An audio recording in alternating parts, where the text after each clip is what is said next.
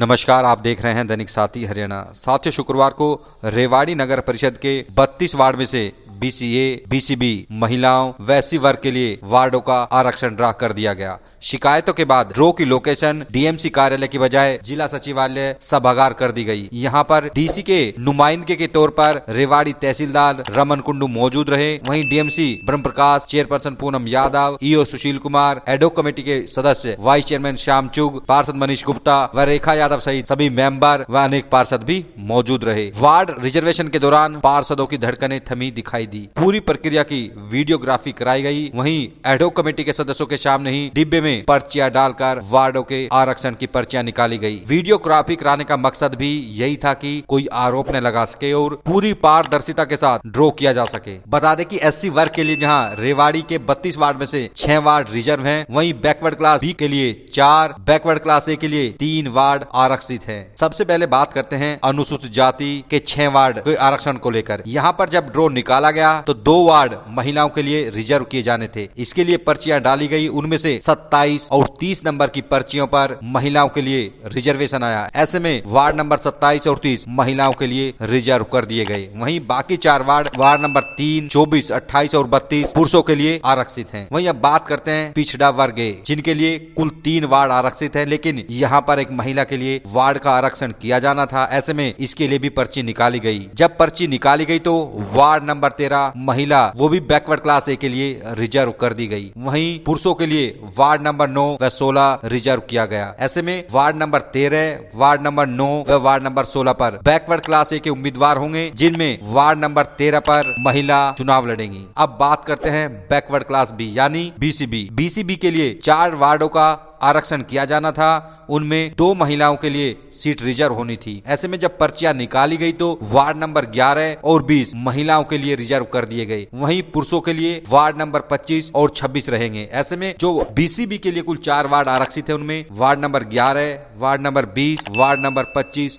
और ward number 26 शामिल हैं, जिनमें वार्ड नंबर 11 व 20 महिलाओं के लिए आरक्षित कर दिए गए। वहीं अब बात करते हैं सामान्य वर्ग की। रेवाड़ी में आरक्षण को भी जोड़ दिया जाए तो कुल महिलाओं के 11 वार्ड रिजर्व किए जाने हैं। इनमें सामान्य वर्ग की महिलाओं के आरक्षण की बात करें तो ward number 2, ward number 5, ward number 8, ward number 15, ward number 21 और वार्ड नंबर 23 महिलाओं जो कि सामान्य वर्ग की महिलाएं हैं, उनके लिए आरक्षित कर दी गई। पर्चियों में यही वार्डों की संख्या सामने आई और इनको महिलाओं के लिए आरक्षित कर दिया गया। पूरी ड्रॉ प्रक्रिया के बाद जब डीएमसी ब्रह्म प्रकाश से बात की गई तो उन्होंने बताया कि ड्रॉ प्रक्रिया यहाँ पर पूरी कर ली गई है। इसको मंजूरी के लिए हेडक्वार्टर भेजा जाएगा। मंजूरी मिलते ही वार्ड वाइज वोटर लिस्ट को दुरुस्त करने का काम शुरू कर दिया जाएगा। उन्होंने यह भी बताया कि प्राइमरी तौर पर वोटर लिस्ट को ठीक किया जा चुका है। वहीं उन्होंने यह भी बताया कि रेवाड़ी और धारुएड़ा नगर पालिका के चेयरमैन पदों के लिए आरक्षण का ड्रॉ 22 जनवरी को पंचकुला में होगा। अब आपको दिखाते हैं तमाम ड्रॉ प्रक्रिया के बाद रेवाड़ी डीएमसी ब्रह्म प्रकाश ने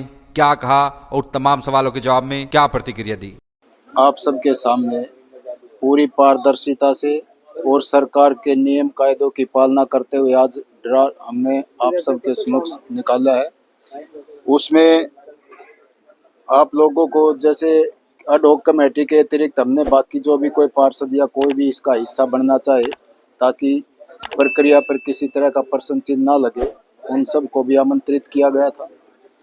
तो उसमें जो हमारे नोटिफिकेशन के अनुसार शेड्यूल कास्ट के हमारे टोटल 6 वार्ड थे, जिसमें टोटल 6 वार्ड एससी के लिए रिजर्व थे, जिसमें 2 वार्ड उस 6 में से वीमेन के लिए रिजर्व। कौन कौन से रिजर्व थे, कौन कौन से महिलाओं के लिए?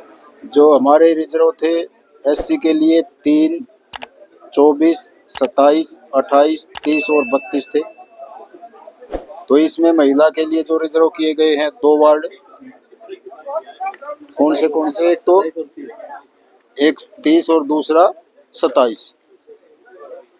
इसी तरह हमारे जो बीसी के वार्ड थे,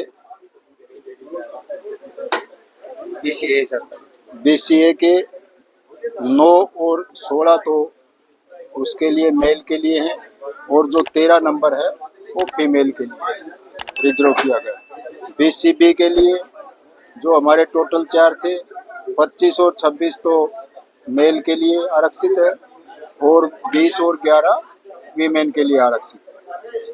ये हमारे टोटल जो रिजर्व कैटेगरी के थे जिसमें SC है, BCA है और BCB के 5 तो महिलाओं के लिए आरक्षित है, बाकी पुरुषों के लिए इसी तरह जो हमारे 6 बच गए जनरल कैटेगरी से जो महिलाओं के लिए आए हैं 23, 2, 8, 15, 21 और 5 ये हमारा तो टोटल हमारे 11 महिलाओं के लिए आरक्षित है। बाकी जैसा सरकार के द्वारा इस नोटिफिकेशन में था उसके अनुरूप हमने ड्रॉ किया है।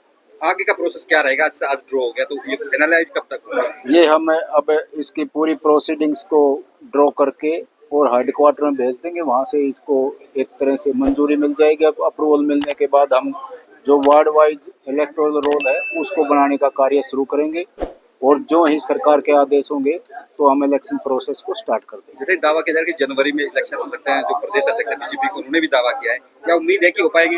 हाँ जनाब, हमारी तरफ से आज ये कंप्लीट होगी प्रक्रिया और इसको हम अप्रूवल के लिए भेज देंगे। ये अप्रूव हो जाएगी और फिर किसी भी समय जो कि इलेक्टोरल रोल का जहाँ तक वार्ड वाइज बनाने की है वो हमने उसने जो प्रिलिमिनरी वर्क कर लिया है, अब शुरू कर देंगे जून को। जहाँ तक बात चेयरमैन के ड्रा की होती है, वो कहाँ पर पूरी प्रक्रिया रहेगी, कैसे रहेगी, कब तक? चेयरमैन के ड्रॉ की भी डेट आई हुई है, 26 तारीख की डेट है।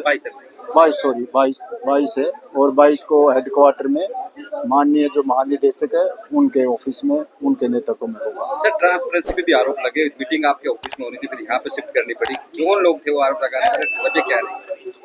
नहीं, ट्रांसपेरेंट मैनर से हुआ, बिल्कुल पारदर्शी कल तरीके। जो था आपकी ऑफिस में मीटिंग हो रही थी, नहीं, जैसे किसी ने भी हमारे तो इस पे प्रणाली पर पर्सन चिन्ह लगाया होगा कि भाई पारदर्शी तरीके से ना होने की गुंजाइश है, तो पारदर्शिता इंश्योर करने के लिए हमने यहाँ पे बुलाया और आप लोगों को बुलाया और बाकी लोगों को बुलाया। अडोक कमेटी के और एक भी आदमी इसमें ना संतुष्ट नहीं है, सब खुश है।